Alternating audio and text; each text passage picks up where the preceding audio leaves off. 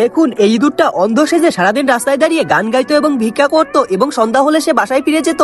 এবং এই ইঁদুরটার বাসাটা দেখতে ভাঙাচুরো হলেও তার বাসার ভেতরটা পুরো লাক্সারি ছিল এবং তার দেখাশোনা করার জন্য একজন সিকিউরিটি গার্ডও রাখা ছিল।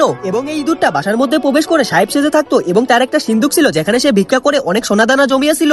এবং এই ইঁদুরটা প্রতিদিন তার সোনাগুলোকে গুনে রাখতো, কিন্তু একদিন তার বাসার বাইরে পুলিশ আসে, তাই সে তার সব সোনাগুলোকে আবার সিন্দুকের মধ্যে লুকিয়ে রাখে। এবং এই ইঁদুরটা তার বাড়িটাকে এমন ভাবে বানিয়েছিল সে ইচ্ছে করলেই তার লাক্সারি বাড়িটাকে আবার ভাঙাচুরো বাড়ি বানিয়ে দিতে পারতো।